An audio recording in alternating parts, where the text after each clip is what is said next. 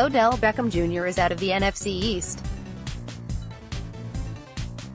In a bombshell trade that rocked the NFL to its very core, the New York Giants struck a deal that sent one of the best wide receivers in football to the Cleveland Browns in exchange for a first-round pick, a third-round pick and safety Jabrill Peppers. It was the free agency trade heard around the world, with the three-time Pro Bowler heading west to join quarterback Baker Mayfield and be reunited with Jarvis Landry, his former LSU teammate. For the Washington Redskins, the Philadelphia Eagles, and the Dallas Cowboys, it means not having to game plan for Beckham at least twice a year.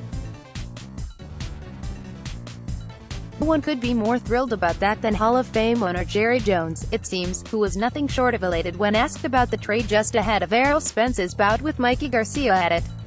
Thank you, he said. I agree, we'll have more competition from the Browns, but I'm so behind the Haslams and what they're doing in Cleveland. And when you're in a league, you really want the competition to be there. That really segues into what we're talking about here tonight. You can't have a fight, unless you have a fight. In reality, for the Cowboys, Beckham wasn't as big of a deal as Jones would think though. Since being selected in the first round of the 2014 NFL Draft by the Giants, he's squared off with the Cowboys a total of 7 times. In those 7 games, he has a 3-4 record with only 477 receiving yards and 5 touchdowns. Beckham's lore as it relates to the Cowboys will always be inflated by the catch in 2014, when he pushed off of cornerback Brandon Carr and then reached back to snag an unreal TD grab with just 3 fingers, but he lost that game as well. That was also the only battle with Dallas wherein he broke the 100-yard receiving mark, and 4 of the 7 meetings ended with fewer than 50 receiving yards and 0 TDs.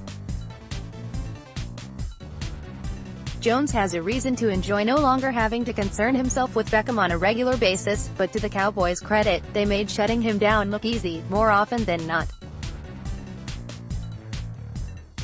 They'll now instead contend with a familiar face in Golden Tate, who signed a 4-year deal with the Giants not long after Beckham was sent to Ohio.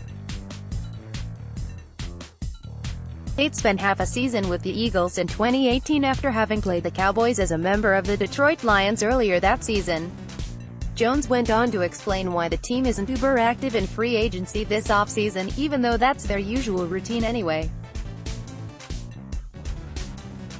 While the underlying premise of frugality again anchors their decisions, they're also in a rare situation wherein they have a ton of top talent they're looking to get extended ASAP, and aren't so apt to overpay outside free agents when there's so much in-house work to be done.